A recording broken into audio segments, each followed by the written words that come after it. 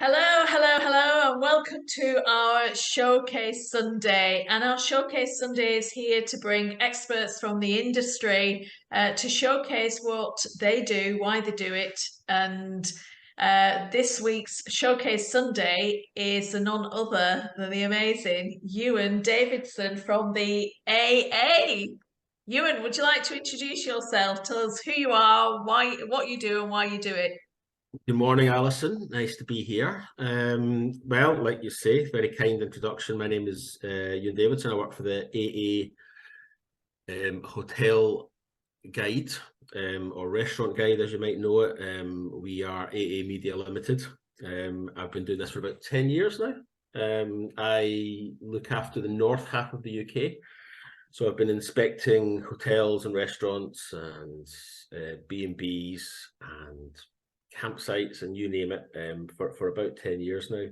As an organisation, AA Hotel Services have been recognising accommodation for about 115 years now, since about 1908, running star rating schemes to recognise excellence, reward establishments for the quality and range of services and facilities they provide. Our customers join us to be recognised for that quality, to be proud of an award and an accreditation, for the quality of the product that they deliver for their customers. We are the only organisation that does that over the whole of the UK. Our quality standards, which we share with the various tourist organisations, so Visit England, Visit Scotland, NITB, Visit Wales. I don't want to leave anyone out just in case they get upset.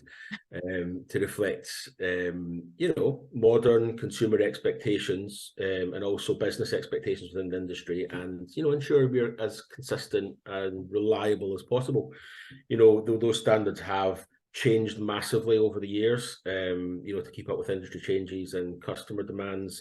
I picked up a 1987 hotel guide this week in a place I was staying at, and it was fascinating just to look at the standards that were printed and how that's changed. That's nearly 40 years ago, but they and some of the really old-fashioned stuff that was in there about telephones in public places and all of this kind of thing, but they've changed, and they're regularly reviewed. There's another review due now to make sure we keep that up to date, and we can represent those businesses to the consumer. I think at our heart we are a publisher.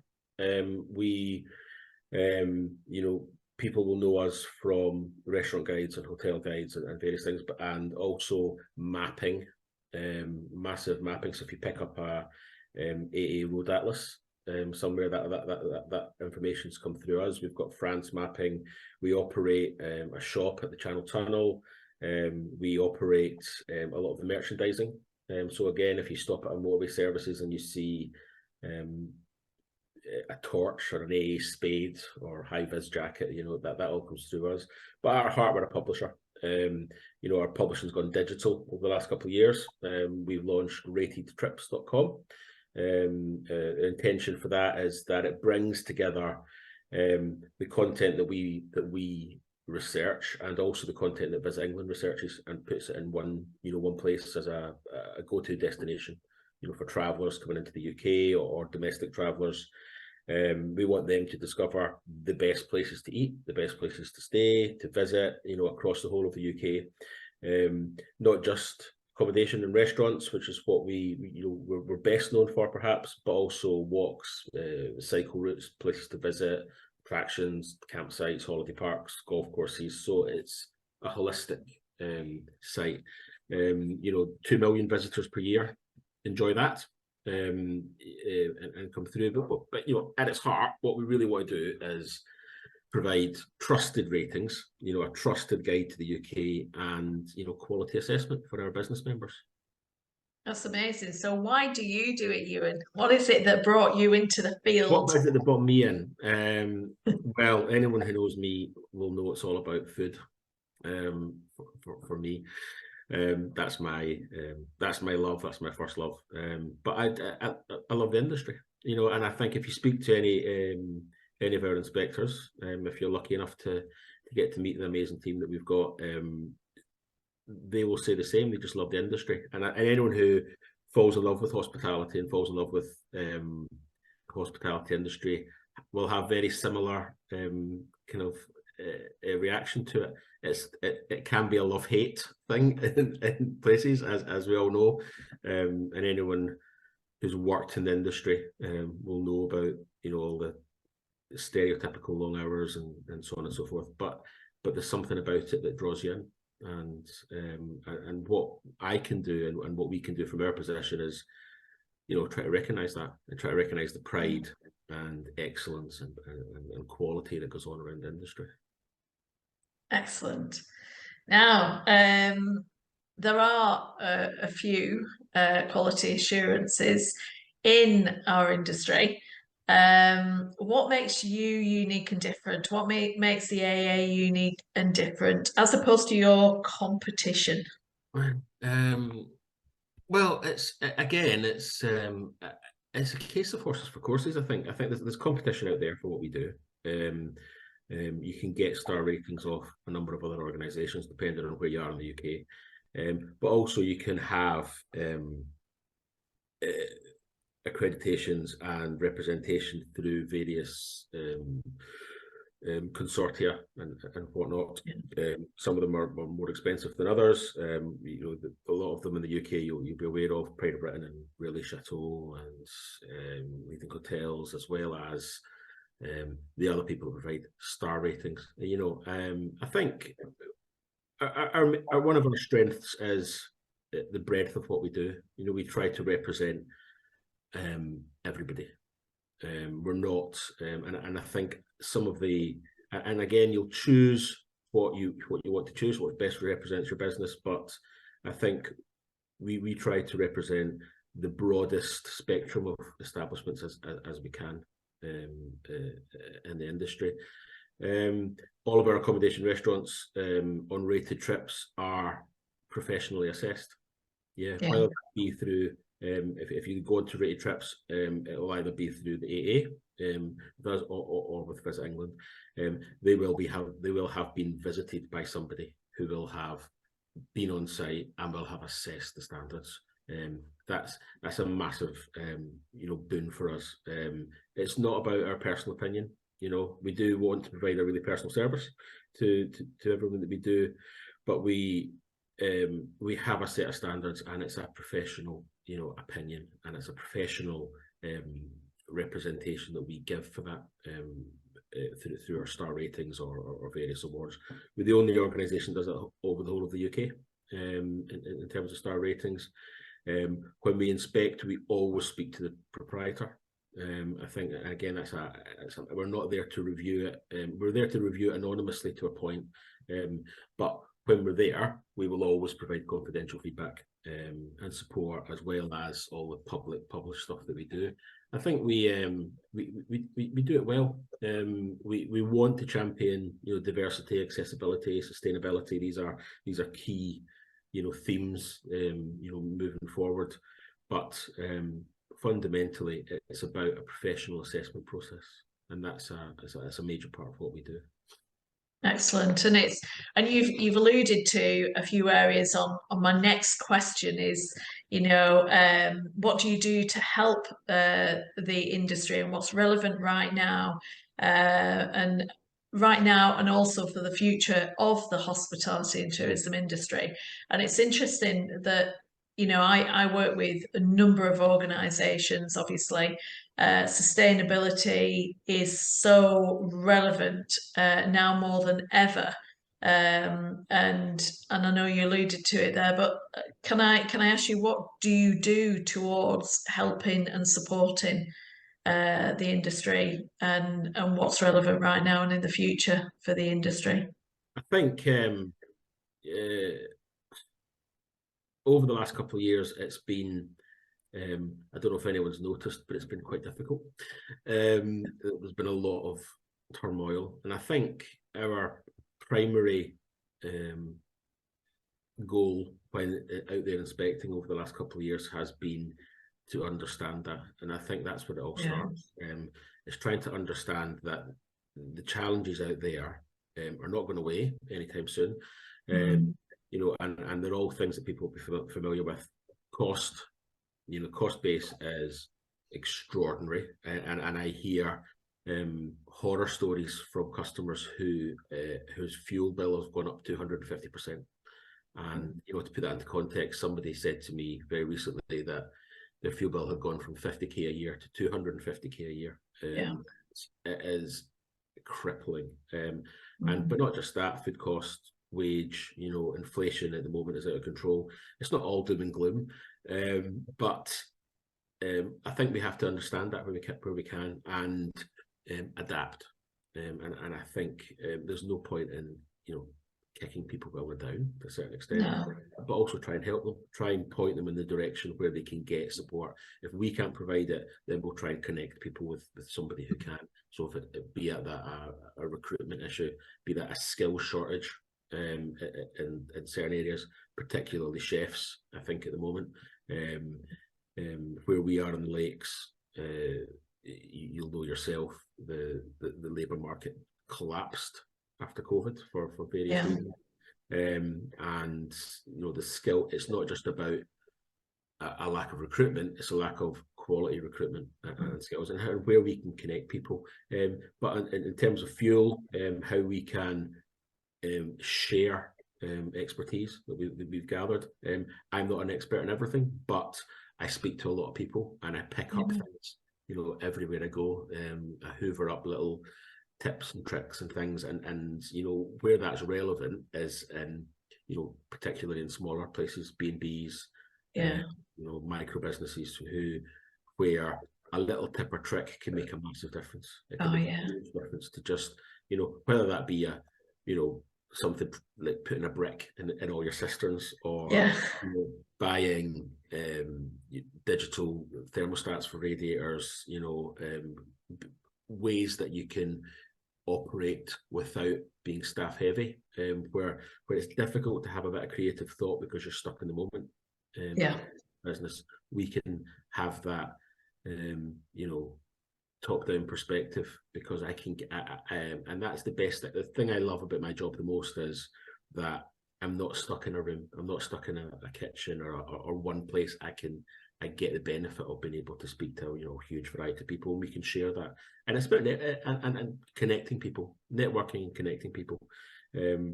Customers still want to enjoy the products that we provide, but it is getting increasingly difficult to deliver those products with any quality. So I think that's the first thing. Advice and connecting people and trying to help people navigate those challenges. I think you're right to identify sustainability as a massive driver. I think that is a key customer choice.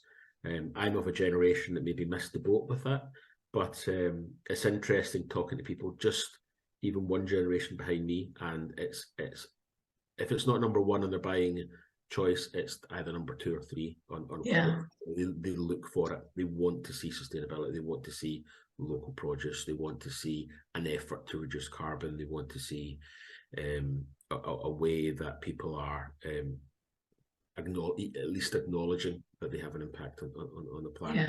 Massive driver for customer buying choice.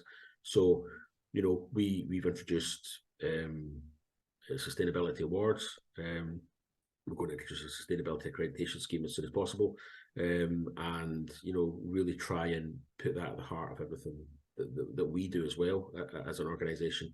I'm sure we have a long way to go, as everyone else does, and ourselves. I drive. I don't want to say how many miles I drive a year, but it's a lot.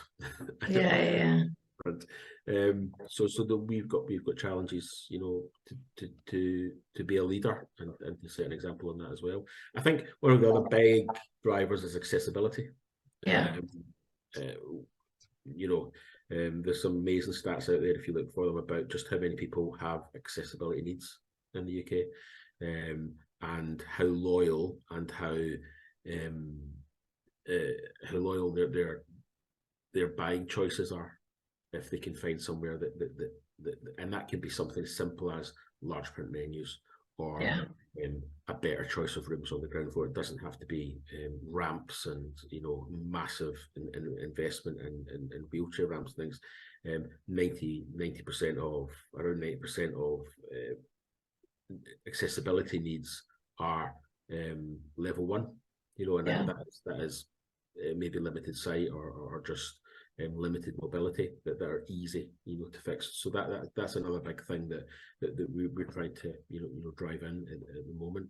And I think we just want to, in terms of being relevant and helping, we want to represent our members accurately, and communicate their message and products. It's not about us stamping on a badge and saying you must adhere to this. It's not about ticking boxes. It's about us trying to communicate what our members offer to a wider market. And I think those are the big things. I think fuel, food, wages, inflation are the challenges, but the things that people can get right behind are and the trends that I see are all based around sustainability. Brilliant. And that leads us on to I always ask our Showcase Sunday guests to bring in 5 top tips. Ooh. So, Euan, what have you got for us today? On a Sunday morning? I think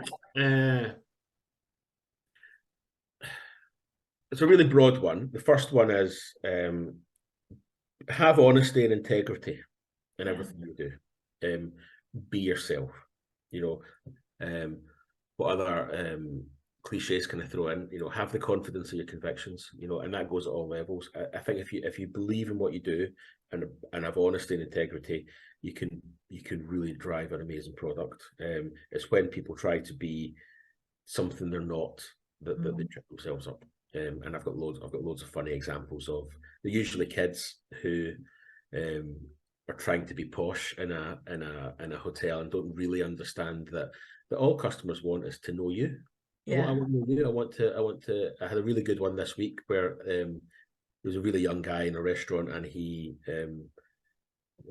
was using words that he would never have used in his own life, perusing menus and struggling, plumbing voice, and just looking a bit ridiculous because it wasn't, and the customers, well, me in particular, but the other customers he was talking to just want to know about him. He's a local lad, he's got local knowledge, share that knowledge, tell me who you are. So have honesty and integrity in everything you do. I think the most important thing that links, the second tip is, and it links with our, because we offer accreditations and ratings and awards and things, people often try to use that as the target. That's the last thing you should do. It's business first. And that's the second one, business first. The accolades will follow.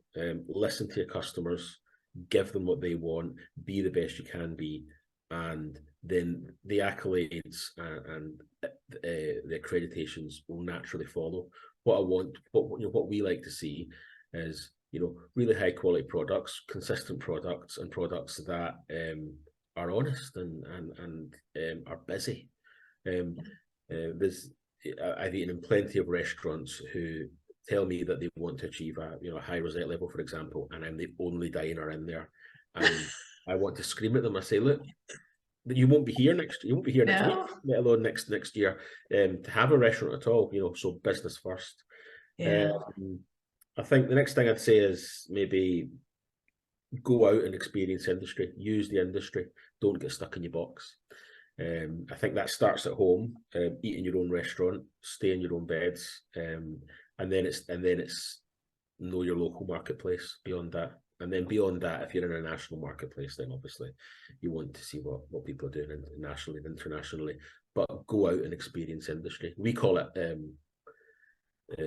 kind of industry knowledge or industry awareness, but fundamentally know your product and experience it, because that's the only way you're going to get better.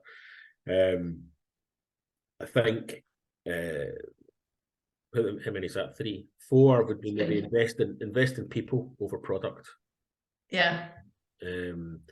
A wise man once said to me, that's the one aspect of a business that cannot be copied, only stolen, is your people. Correct. They can buy the same chairs as you, they can make the same food as you, but they cannot copy your people. No. Those are your people. So invest in those. And then the last one, and I'll put this in because it's kind of one mantra I've got in terms of food and rosettes, and that's keep it simple, keep it fresh. Yeah. I could put that on every kitchen wall I would. Keep it simple, keep it fresh, and you cannot stray far from a good product, at whatever level you're cooking at. Yeah, absolutely. They are great top tips, those, Euan. And it's so important. And I always say to every business I go into, your ideal client is your king. You've got to be really focused on your ideal client, your business, before anything else. Look after your people. Really, really be at one with all of those, and everything else will follow.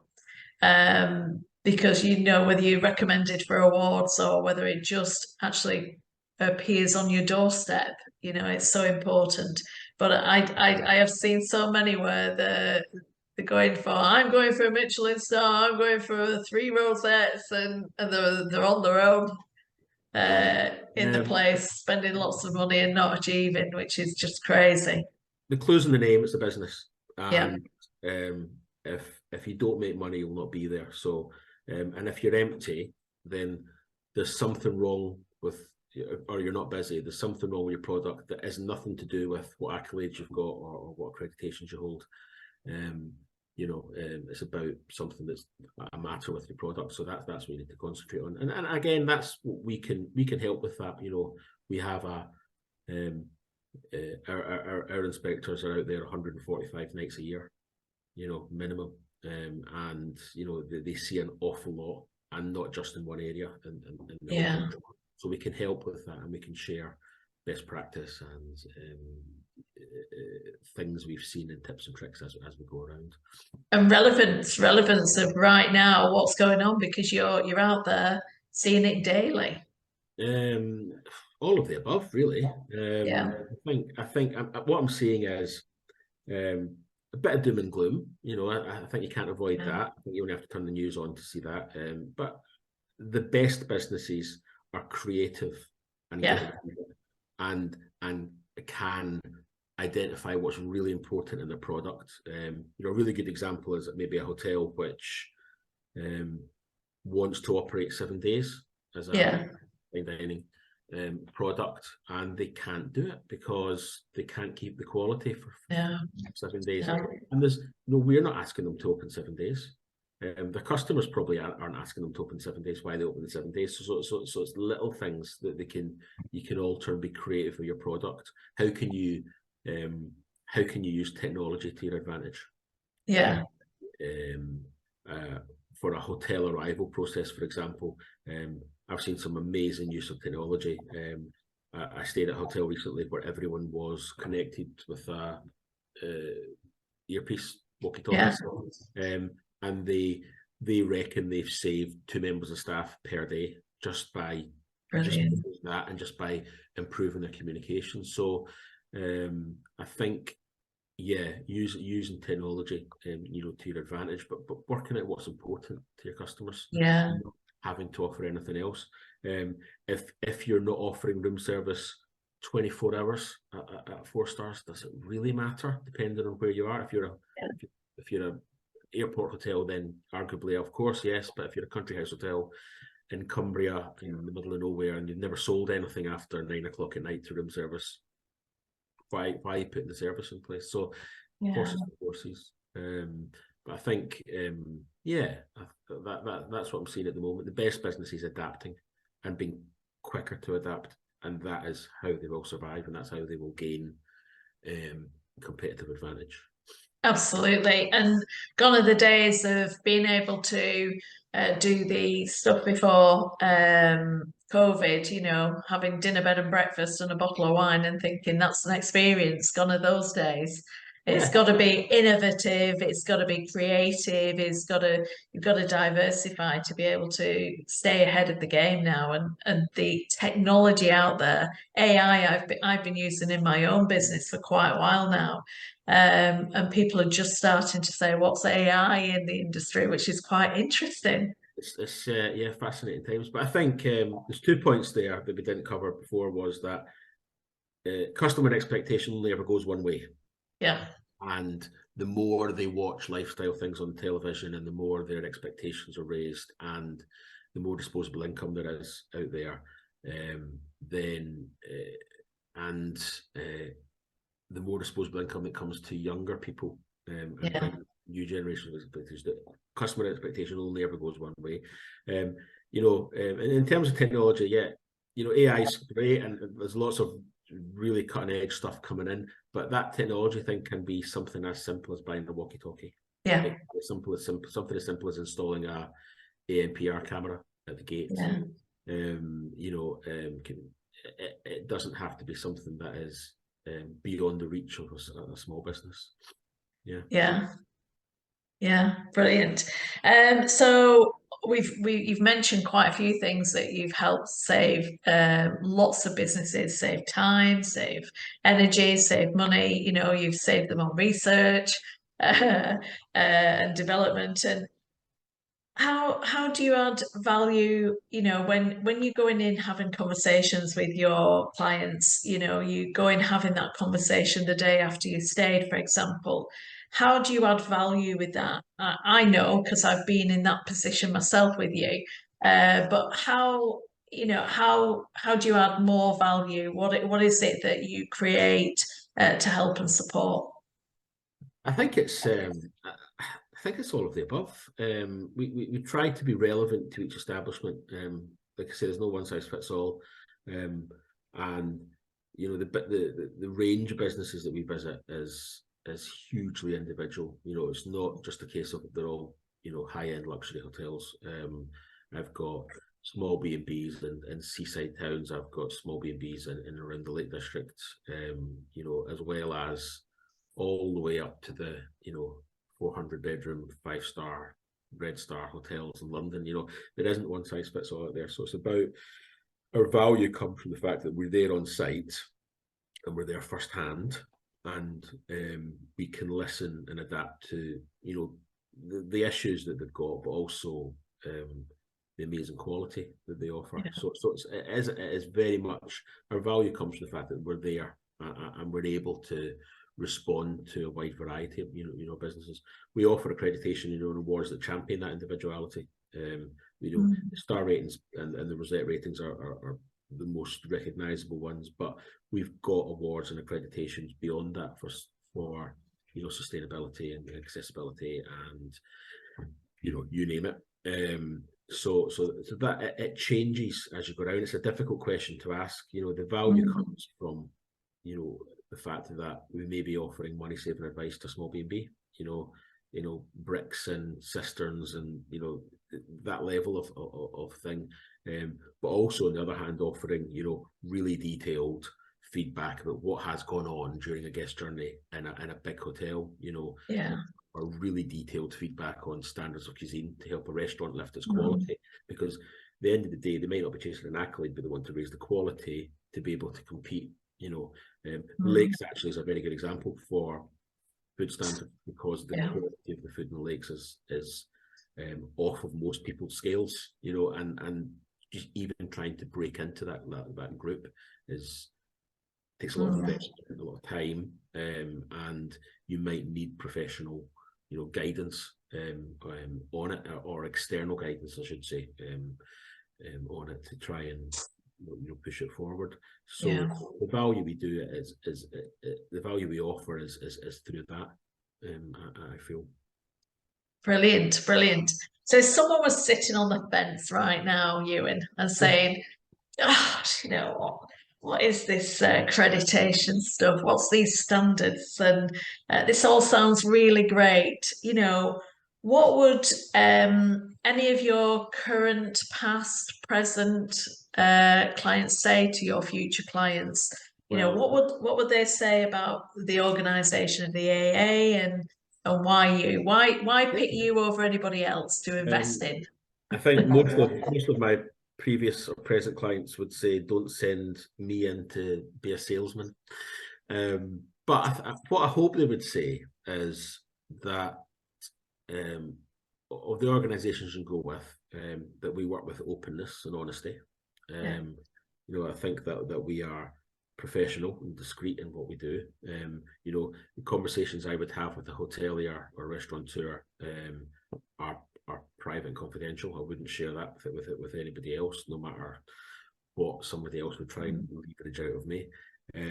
That we have a almost unrivaled depth of experience and expertise and advice. Like I say, 110 plus years of report history, you know, on the system. We've got a great team, all of whom have worked in industry, who are out there daily experiencing the industry in this country, and have a real a management speaky person might say helicopter perspective. We really do have a really good top-down perspective on everything we do, and through rated trips, you know, 2 million plus visitors a year already, we can really help them reach new customers and markets. We can help them and put them out there and give them some marketing clout and tools, with a really key recognisable brand in the industry that can that put them out there to new customers and markets. And you also give the guidelines as well, which is really really helpful to anybody who's wanting to benchmark themselves as well as, you know, make a consistently successful business. It's the guidelines that are really helpful, and they're digital now, aren't they? Yeah, everything's on ratedtrips.com if you want to go and research it. There's a separate set of business pages on there. If you were sat on the fence about joining us, I would say go for it.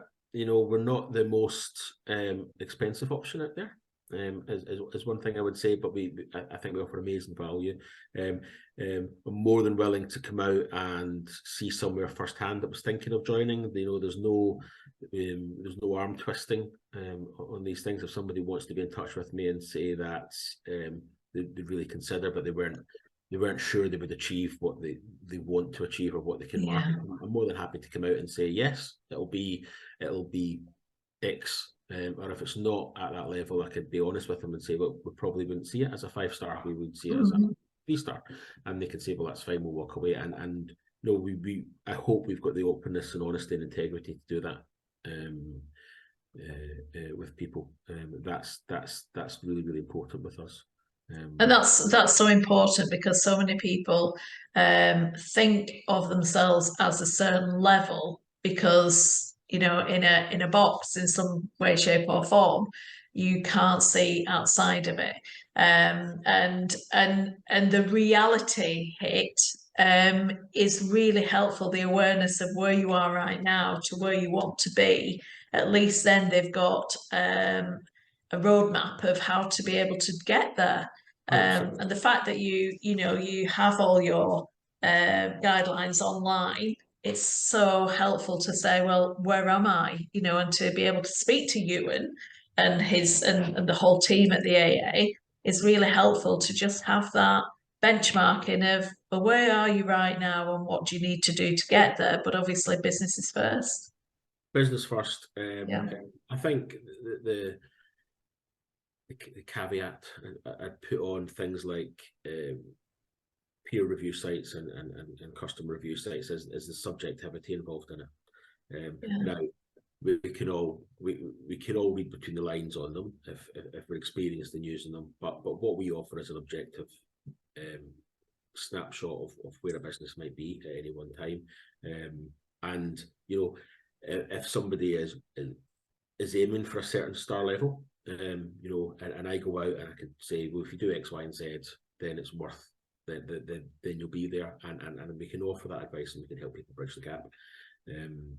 But you know, fundamentally, I want to be honest with people and open, and if they're not going to achieve something, I'm not going to try and sell it to them. No, that's great. What we're about. Fantastic, fantastic. Well, thank you very much, Euan. Obviously, Absolutely. anybody who wants to get in touch with you or the AA, we're going to put all your details at the end of our Showcase Sunday. But how would you like to get how would you like people to get in touch with you, or the AA? What is the best way forward for anybody thinking, I want to have that conversation, I want to see how we can progress? The first port of call for anyone is ratedtrips.com. All of the information on there and our customer service contact details and inquiry forms and so on and so forth are all on there, and all the information that you're going to need to make that choice is there, and then it will be passed to one of us, generally an inquiry, one of the local inspectors, to go out and talk to somebody if need be, or if we're confident, or I know the business, personally, then I might just say, yeah, absolutely, go for it. But the first point of call is all through ratedtrips.com, and then we'll put some contact details at the end. At the end of the Showcase Sunday. Excellent. Well, thank you very much for joining me on our Showcase Sunday, and we're looking forward to seeing how everybody gets on moving forward. So, Yeah. thank you very much. Thank you very much, Alison. Pleasure. Thank you. Thank you.